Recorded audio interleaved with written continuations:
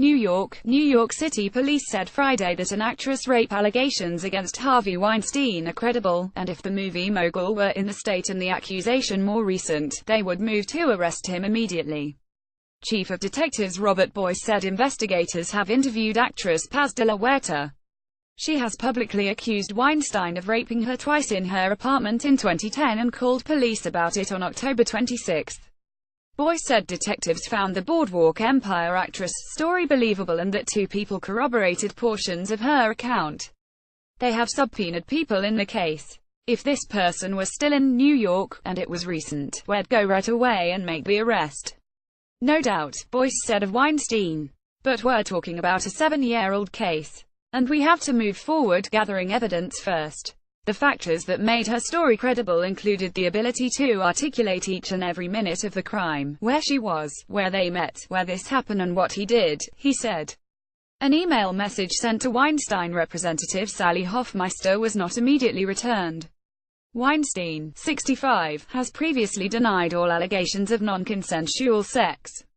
The investigation comes a month after the New York Times published an expose of sexual harassment allegations against Weinstein, leading to his firing from the company he co-founded and his expulsion from the organization that bestows the Academy Awards. Since then, dozens of women have come forward to tell similar tales of harassment or assault. Investigators in London and California were also looking into allegations made by women, but no other department has suggested allegations could result in criminal charges. New York doesn't have a statute of limitations on rape. De la Huerta told CBS News that the first rape occurred in October 2010 after Weinstein gave her a ride home from a party, insisted on having a drink in her apartment and forced himself on her. She said the second rape occurred in December 2010 after Weinstein showed up at her apartment. She had been drinking and was not in a condition to give consent, CBS reported the actress said. Police said she didn't come forward earlier because she was afraid of damaging her career and wasn't sure anyone would believe the allegations against such a powerful Hollywood player. Weinstein has an apartment and had an office for his production company in New York City, but his exact whereabouts Friday were unknown. Boyce said Weinstein knows police wish to speak with him. Weinstein's representatives have not responded to media inquiries about where he is, but TMZ on Friday posted a photo of a man it said was Weinstein in disguise eating at a Phoenix restaurant. A person who answered the phone and said he was a manager at the Chestnut Fine Foods Provisions restaurant in Phoenix said Weinstein dined there Thursday night. The person declined to give their name. New York City investigators could seek an arrest warrant, which requires a court order, or hand the evidence over to prosecutors to put the allegations to a grand jury to seek an indictment. Either way, they need collaboration from Manhattan prosecutors, who put the brakes on a 2015 investigation into Weinstein. Ambra Batalana Gutierrez told police the movie magnate touched her thigh, grabbed her breasts and asked are these real during a meeting in his Manhattan office on March 27, 2015. Police investigated it as a possible case of forcible touching, a misdemeanor with a 2-year time limit for bringing charges under New York law. Investigators conducted a sting, listening to a call between the two and getting the Italian model to record an in-person encounter in which Weinstein alternated between trying to persuade her to come into his hotel room and apologizing for his conduct at his office. No charges were brought, because the district attorney concluded they were not supported. After the recent flood of allegations against Weinstein brought new scrutiny of that decision, Manhattan District Attorney Cyrus Vance's top assistant prosecutor said that police had arranged the 2015 sting without prosecutors' knowledge and that there were other proof issues. The NYPD pushed back, saying it had used established investigative techniques to present prosecutors with a recording that corroborated Gutierrez's complaint, plus other statements and information.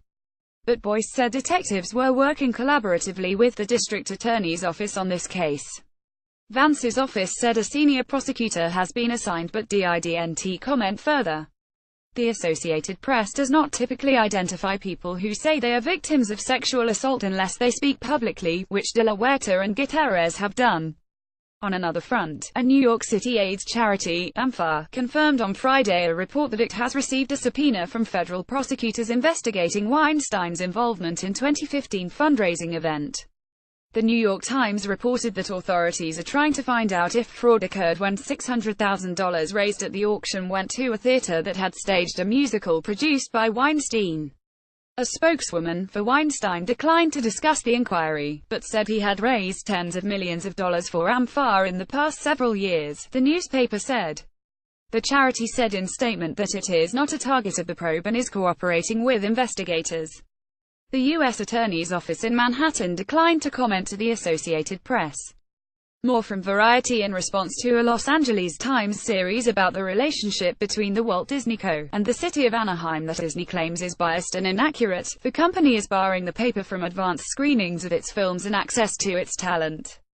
World Series MVP George Springer planted the Houston Astros championship trophy at the front of a fire truck amid the roar of cheering fans, and the nation's fourth-largest city honored its title-winning team with a victory parade Friday.